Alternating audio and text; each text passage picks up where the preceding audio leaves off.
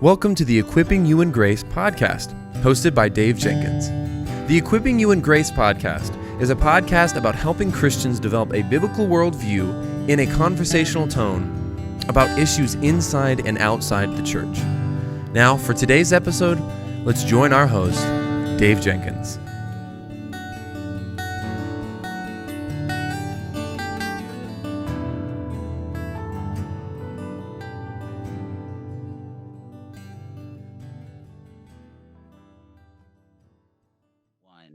All right, guys. Well, welcome back to the Equipping You in Grace podcast. My name is Dave, and today I have with me Peter. Peter, welcome to the Equipping You in Grace podcast, brother. Thank you. It's great to be with you, Dave. Yeah, it's good to have you. Can you tell us a little bit about yourself, your life, marriage, ministry, and your current ministry projects and those kind of things? Yep. So my name's Peter Orr. I am currently living in Sydney, Australia, teaching at Moore Theological College. I'm originally from Northern Ireland, although I've lived in a few different places, so my accent is not kind of pure Northern Irish. It's got a bit of everything, really. Married to Emma, and we have four sons, almost all teenagers. The youngest is 12, and became a Christian growing up in Northern Ireland. Heard the gospel. The culture there was very, very Christian. Sort of heard the gospel growing up, and part of becoming a Christian was reading the Bible, and so very thankful to be in a ministry where I'm teaching the Bible to our students and equipping them to go out and be pastors and missionaries to teach other people God's word. It's a great job that I enjoy a lot. That's wonderful. So do you play golf? You're Irish. Do you play? Well, yeah, I don't. My father is a big golfer. He plays at the same course that Rory McIlroy. Hollywood. I think it's Hollywood. Yeah. Yeah. McIlroy's from Hollywood, but he plays at Royal County Down, which My father tells me is the best golf course in the world, and has been voted that by. And he points out American Golf Magazine's voted as the best golf course in the world. So who am I to disagree with? It's one of the best, yeah, for sure. So well, cool, man. Well, it's good to get to know you a little bit, and thank you for sharing about yourself. Can you tell us about this book? It's a really important topic. Fight for Your Pastor: Practical Ways to Support and Care for Your Pastor, why you wrote it, and how you hope it'll be received. Yeah, so my job here at Moore College, I'm training men who will go out to be pastors. Also, we train women, who go to be chaplains, school chaplains, missionaries, Christian workers. But particularly in talking to friends who are particularly senior pastors, I think the role of the senior pastor has always been a role that's seen a lot of pressure. But I think over the last few years, the way the culture is shifting, and perhaps the pandemic of the last few years, I've noticed that my friends who are pastors seem to be under a lot more pressure than previously. A lot of them are even considering not giving up the faith, thankfully, but leaving pastoral ministry.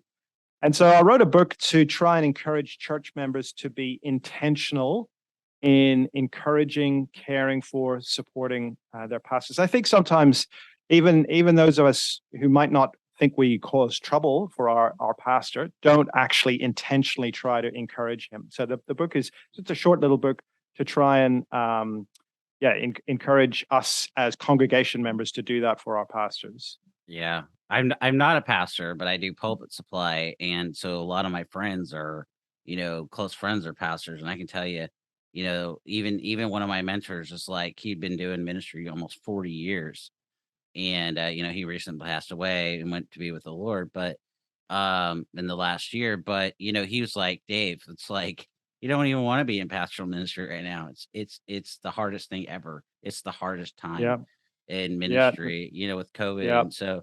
I think I felt like even before that, like there's a need for more resources, more conversation about, and there is some conversation about this, but it needs to be brought more to the forefront. And it's something that I'm definitely really passionate about. So. Yeah, Well, definitely. what are some ways that we can care church members can care for their pastor? Yeah, I think three simple ways would be to pray for them, and not just to give lip service, but to actually pray genuine, thoughtful prayers for your Mm, pastor.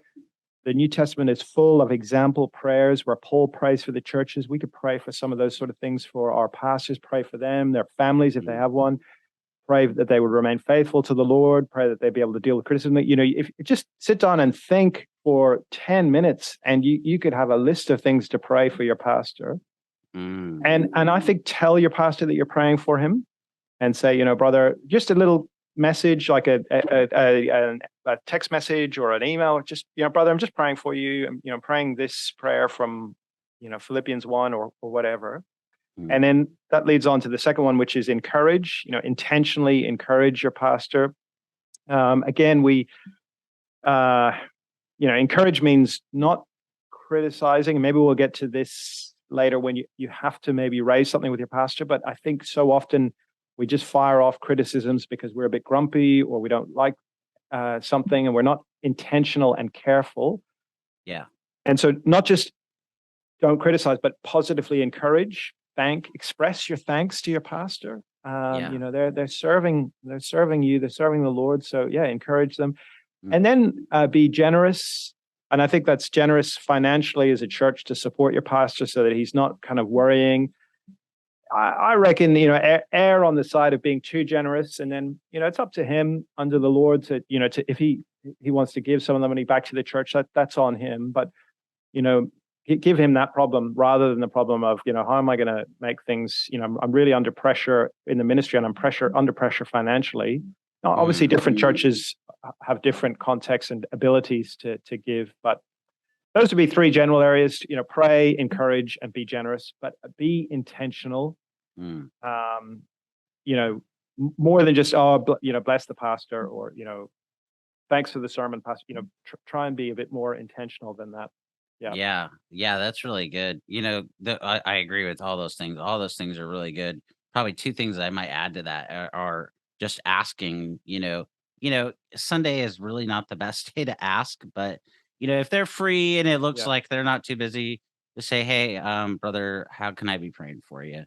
Or shoot him a text or an Yeah. email would Yeah. be probably even be better. Yep. And something I do is I'll Yep. just say a quick word, if especially on like Communion Sunday or whatever. I'll just go up and say, "Hey, Yep. thank you for being an instrument of the word," And those are things Yep. like, you better mean that first off, but it really Yep. will encourage, the person that's preaching, especially your pastor. Yep. Because Yeah. they're spending And time I think, yeah, go ahead. I think try to be specific as well. So, when you hear a sermon, say, I find that application at the end really kind of hit home with me, and I'm going to go away and I'm going to think about that. Thanks for that. Or, thanks for your explanation of verse 33. I've kind of wrestled with that verse for ages and I've never really understood, but I think you really help, so try and be specific so that they know that it's the work that they're doing Yeah. is bearing fruit and landing with at least some people in the church. Yeah. Yeah. That's really good, brother. That's really good. One of the subjects that I'm really concerned about is church members being a friend to their pastor. I know that there's Yep. lots of different ways that this can take. So, go however you want with this, but what are some ways church members can be a friend to their pastor or their pastor? Yeah, I think be thoughtful in that. The pastor can't be friends with everyone in the congregation, and in a sense, you've got to be. If you love your pastor Mm, and you want what's best for your pastor, and you want your pastor to have friends, and to be well cared for. Now, if the pastor has a kind of wide network outside of the church, then maybe he'll find that most of his kind of dawn time, relaxing time might be with those outside of the church. And that's okay. Maybe you'd love it if you had more friends within the church, but um, just love is the principle, and wanting what's best for your pastor. And, mm, what's best for your pastor is that he has encouragement, he has friends, and, you might be that person, but you might not be, and that's not because your pastor hates you or whatever. It's just you might not click with him. You might not be the sort of, and that's okay, and be all right with that.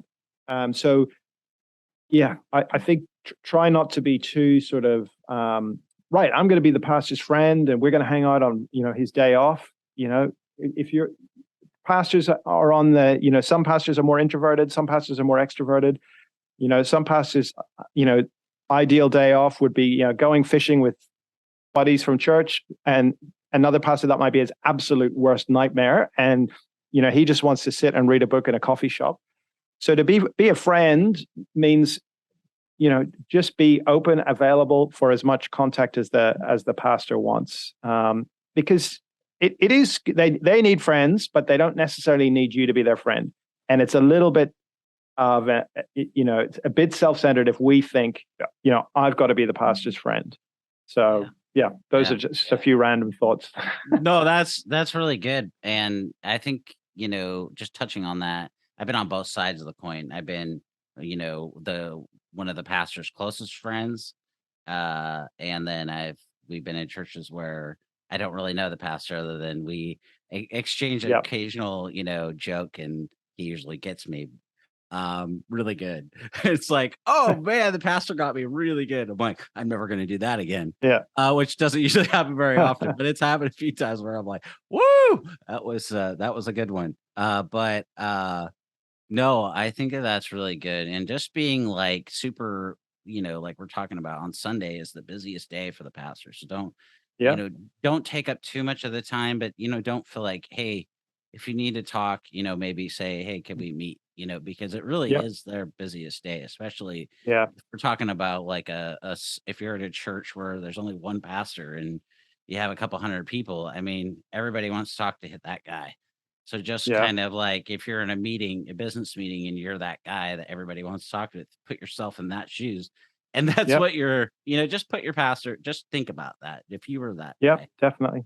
Yeah. So, well, you were mentioning about criticism, and oh man, there's a lot of ways that we can, kind of go veer wrong in this. And I've heard quite a few of those, unfortunately.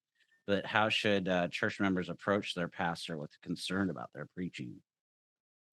Slowly. I think that the temptation is to fire off. So I read an article once that said recently, that talked about criticism for preaching. When this brother started his pastoral ministry, he said, you might get a letter, a week after you preached about the sermon. Whereas today, you can even get a text message while you're preaching, criticizing your sermon. So I think, examine your heart. You don't want to have a critical spirit. You don't want to grumble. But if, for instance, your pastor consistently, is not preaching the word, I think you don't go in there all guns blazing. You humbly, slowly, and carefully, raise it with him. I mean, you just spoken about Sunday. Probably Sunday just after he's preached is not the best day. Can I have a meeting to catch up? And even that's gonna that sort of email sends fear into a pastor's heart. So maybe just say, look, I just wanted to chat to you a few questions and thoughts about your preaching. Can we catch up? Do it thoughtfully, humbly, and that I think that's uncomfortable. None of us like those kind of conversations, but that needs to happen. If they're preaching, maybe have a conversation with someone if you can. This would be the ideal. A Christian friend outside of the church, say, can you listen to a couple of these sermons? What do you think? And if they say, yeah, that's not great, he's just not really preaching the Bible, then so slowly, I think social media and today we criticize so quickly, and be slow to criticize, slow to speak, quick to listen, and that's a principle. And if you're known in someone in the church as someone who's slow to criticize, then when you do bring these things up, they'll have extra weight. Whereas if you're known as someone who just fires off at every anything that goes wrong that's less than perfect, you fire off, then your criticisms are not going to have much weight. That's that's really good. And then I think as well, put yourself again in in their shoes. You're sitting with Yep. your boss and you're getting criticism about your performance. Do you want them Yep. to go off on you, and blast Yep. off on you? So maybe put there, and then maybe have one specific thing like you were mentioning earlier. Yep. Hey, I'm just, and maybe even phrase it like this. Hey, as you're preaching the Bible, I'm just wondering, as you're doing this, I've noticed this. What do you think? Yep. What is your like thought process about that? So you're giving them the Yep. benefit of the doubt, Yep. and you're phrasing it more as a question rather than, um, Yep. hey, guess what, brother? When you're preaching, I have an issue with X number of things, and so you're giving them a ball. Yeah. I'm like, do you? Yeah. Then I'm just like, hey, do you want to hear that when your boss sits next to you and you have that Yeah. yearly Yeah. performance review, and you're going down, they're going down all your feelings, and that's exactly what you're doing with your pastor, and it's not helpful. Yeah. Uh, but I think it's also important to not fall into the trap of comparing your pastor's preaching to your favorite internet preacher, whoever that might be, because your favorite internet preacher probably, is a pastor of a very big church with a staff team. He's probably can have a lot more time dedicated to time in the Word. Perhaps if you go to a small church, your pastor is, has spent a lot of the week counseling a family who are on the brink of breaking up, and a lot of his emotional energy has gone into kind of helping them to stay together as a couple, or maybe someone's child has fallen away and started to act in a really terrible way, and the pastor's been spending 4 evenings at that family's house caring for them, and he's got to his sermon on Friday morning and he's exhausted, and that's his day off. Just again, as you said, Dave, put yourself in your pastor's shoes, but just, and that's why I say slowly, every pastor, except my pastor, if he's listening, has, bad Sundays. No, even my pastor would say he has bad Sundays where the sermon's not great, and that's because of the week that he's had. And so, you want to be slow, and gracious, and just be gracious and forgiving. Forgiveness is not just for the big ticket things. Forgiveness is for the bad sermon. Okay, well, that wasn't his greatest sermon, but we move on. Yeah. Sometimes there's a single and there's a double, there's a triple, to use this analogy, and then it's been used over and over again, right? You know what I'm talking about. And then there's the home run. I'm imagining that's a baseball. That's a baseball American analogy. American baseball. Yeah. So for any Commonwealth listeners who are more into cricket, sometimes there's a single, there's a 4, and there's a 6. So there you go. Yeah, there you go. There we go. We're contextualizing here. Even. Yep. That's great. That's great.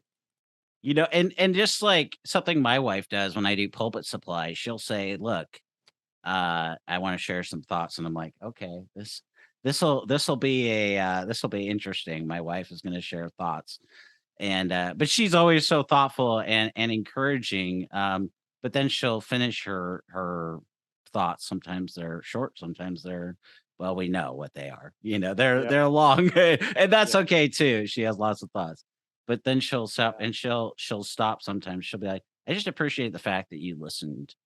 And that kind of approach goes a long way with people too. So, well, brother, how can church members encourage their pastor in his faithful preaching of the word? Yeah, I mean, this would be the positive kind of part of what we just said. And I think in be intentional and be specific. So don't just assume if he preached a good sermon, you don't need to say anything. Tell him that he preached a good sermon, and then tell him why you thought it was a good sermon. Be specific. I really love the way you took us through the passage. I really understand that passage now. I really love the way that you spoke to this sin that I'm struggling with, or whatever it might be. So intentional and specific. I think we fall down on both of those. We're not intentional. We just we don't say anything, and when we do, we make it vague. Thanks for the sermon, Pastor. That was great. That's better than criticism, but it's not. Yeah, Yeah. So I would say be intentional and be specific. That's good. In America, they have a lot of studies out on burnout, and they're so Mhm. uh, for somebody that's a friend of pastors that cares about pastors that wants to be there for them and encourage other Christians to be there. They're really sad. So, how can we encourage our pastor to care for themselves, to care for their family, you know, um, and to fight burnout? Yeah. Yeah. Again, I think particularly the depending on your church structure, your elders, they need to be aware of the pastor's health. It's what I said earlier about being generous with the finances as much as you can as a church. Be generous with time, giving Mm, them time off, and not to sort of think, well, I only get 2 weeks holiday a year, but yeah, the pastor kind of just bears a lot of kind of a lot of emotional burdens, and so try to be as generous as they can. Encourage them to go to conferences where they can be fed. Perhaps give them a a study allowance so they could do some study, because that just kind of helps them grow. And then protecting their day off. Um, mm, and just know your pastor, and don't impose, and don't be offended if let's say Friday's your pastor's day off and you invite him and his family over for dinner on Friday night, and he says, oh, we're not going to make it, but because that's his family time, that's his day off. So yeah, again, just be thoughtful about your pastor. And you might have a job where you're spending all week kind of working in a factory or whatever, and then you want to spend time with people in your day off. Your pastor, more likely than not, just wants he loves his congregation, but he just needs time away. Holidays, days off, just to recharge so that he can go back and love them. mm. And yeah, those would be a few ideas. Yeah, I think that's really, really good, brother. Well, this next question is a pressing question. It's a question that I think that we have to talk about with a lot of care. And it's how should Mm. church members handle a situation where their pastor hurts or sins against them? Yeah, I think you're absolutely right. We need to be very careful about this, and we need to think about. I think we can categorize three different types of thing the pastor might do. Mm, At one end is uh, the things that are crimes, basically. So if the pastor's being accused of sexual abuse, or some kind of, or even doing stuff with the finances, or and something like that, that's a crime. You've got to inform the police, and you've got to inform the denominational authorities. And in one sense, then yeah, after that, you pray for your pastor. You don't assume that he's guilty, but you pray for him. But you've got to it's out of your hands. And there's been so much damage and destruction caused by churches trying to handle those sort of things in house. Sometimes people sort of say, well, 1 Corinthians 6, says don't go to courts, but 1 Corinthians 6 is talking about what we might call as civil cases, people suing one another for broken. Well, I don't know exactly, but it's civil cases. Whereas Romans 13 is talking about the criminal, and it says that it's the state that deals with crime. So you've got to inform the police. You've got to inform the mm, denominational authorities.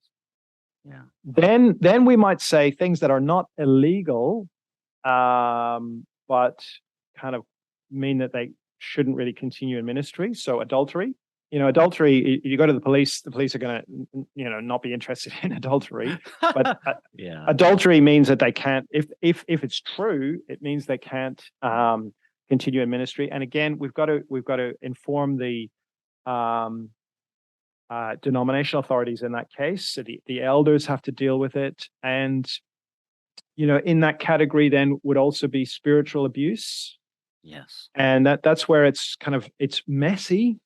And I think a good principle is, we assume that both sides are telling the truth, and I know that's really hard to do. So the pastor says, I didn't spiritually abuse the person. The person says, yes, you did. In a sense, we leave it to the denominational authorities or the elders, depending on our polity, to kind of process that. We as congregation members pray for both parties, and in a sense try to relate to both parties as if they're telling the truth, and not we don't, we let the process that is laid out in scriptures of 1 Timothy and Matthew. We let the process kind of continue. We don't prejudice the process. We don't kind of jump to conclusions. So that's the kind of middle category. The third category would be, your pastor is tired on a Sunday morning and is a bit short with you, or your pastor, you've sent an email and your pastor, forgets to respond to the email. Those are the sort of things that happen in any relationship. I'm sure you could think of your friends or your family members. That we do things where we let each other down, and that is where forgiveness comes in. That's where we have to forgive one another. We have to, the Bible will talk about sort of bearing or covering over sins, not in the sense of ignoring those big ticket sins that we talked about, but those kind of little issues that get in the way of relationships. You gotta forgive and say, yeah, my pastor was tired today. I'm a bit hurt. That comment was unnecessary. If that happens all the time, then maybe that's the case for the kind of conversation. But if it's just a one-off, well, you forgive. You remember that you're a sinner, that you've done just as bad things, and you move on. Sorry, that's a very long answer, Dave, for a very good question. But I think thinking about the kind of category of what we might say sin, illegal, needs to go to the police. Disqualifying for ministry needs to be handled properly, in a process. And then this sort of, yes, it's a sin. It's a sin if your pastor kind of is short with you on a Sunday morning, but the only way it could be dealt really is by forgiving and moving on. Yeah, I think that especially the spiritual abuse thing, I think that's a really good. You're not assuming that the person who is making the accusation is right and the pastor is not. I mean, Yeah. you can't immediately rush. It's like, um, and one thing that I think, having experienced that and having gone to the pastor probably in an overly aggressive fashion, um, and him shutting down. I think talking with another pastor at that point before you Yep. go to him and getting some perspective and being like, hey, I'm not tattling on him. I'm just like, hey, this is my experience. It's happened. Yep. This is this, and being like, hey, these things happened. Um, I feel like I've been spiritually abused. Can we have a larger conversation? Unfortunately, in my case, um, what happened was the person that I would have gone to, was also doing it. So it gets a little, like you said, it gets a little, these aren't like, this is why I talk about a cookie cutter approach, to Yep. these types of Yeah. things. We can't, there's not a one size fits all solution, No. even, and like you said, I really appreciate that, the approach, because there are a lot of people who have been spiritually abused, and they need to have that avenue to Yep. know that, it's safe to go to your pastor. If you've had like my sort of situation where, you kind of have the good old boys club as elders, it's still important to have the Yeah. conversation, unfortunately, as it's going to Yep. be hard and it's going to be really uncomfortable, and you're going to Yep. mess up, and Yep. Yep. they might not listen, but you still have to say something. Something has to be Yep. said. Yep. And if they're not going to listen or anything or do anything like the steps that you outline, then it's time to, unfortunately, probably step away. If there's no Yep. denomination, in case of Yep. where I was, there was no denomination to step in. There wasn't Yep. anybody to deal with that.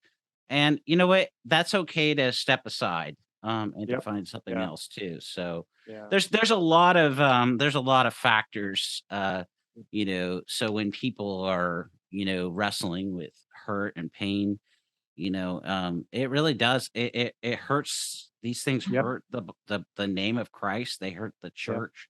Yeah, They should hurt absolutely. us, and we may not even know that these things are happening in our churches, and that's okay. But if somebody does come to you and share something, you know, do what you said, give the benefit of the doubt. You don't know their side, you know this person's side. Yep. And so if you're entering into conflict in the church with somebody or whatever, you don't know their side, you may not know their story, you may not know everything.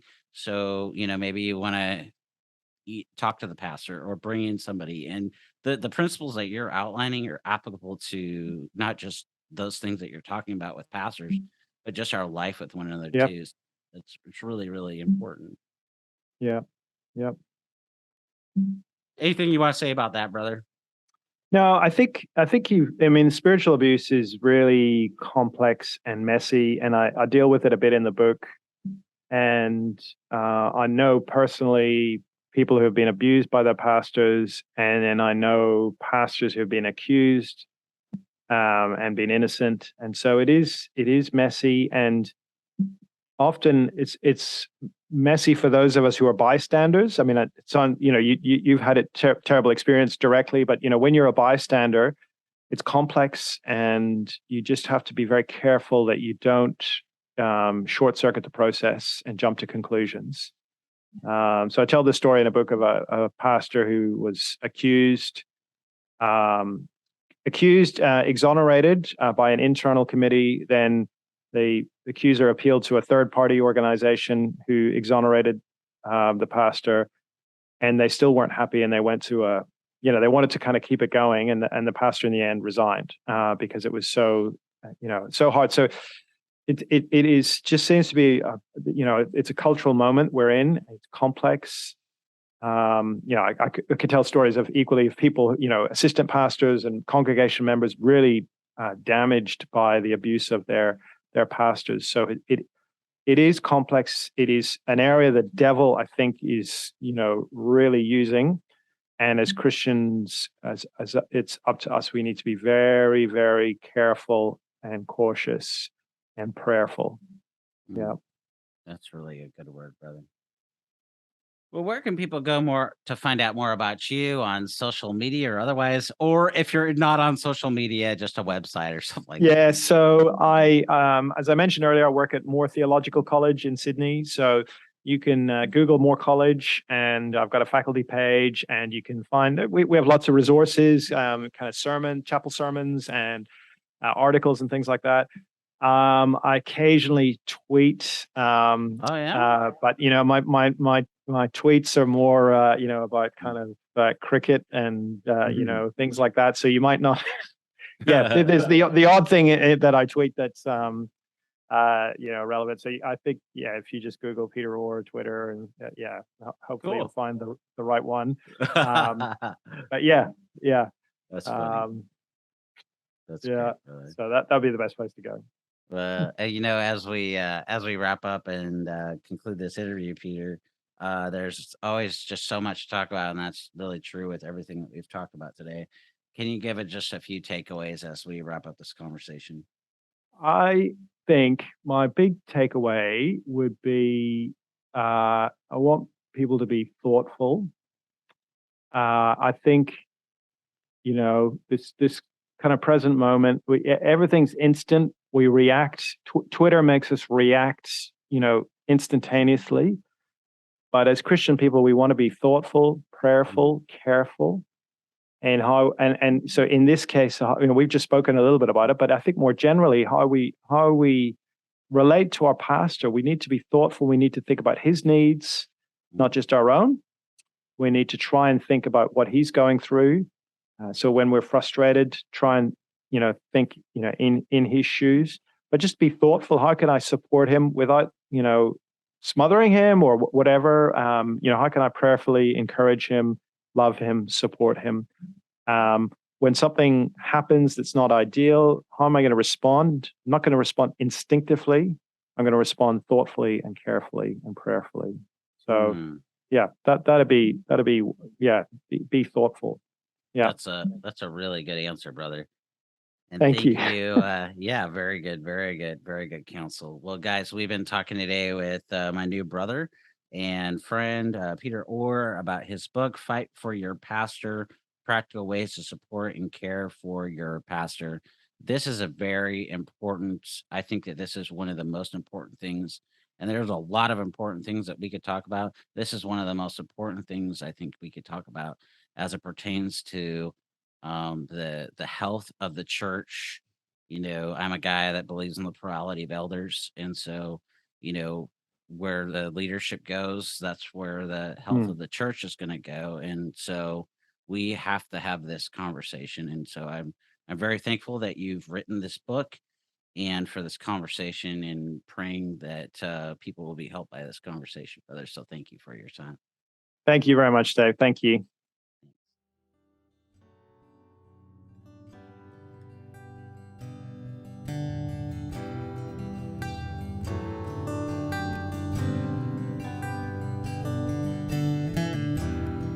Thank you for listening to the Equipping You in Grace podcast.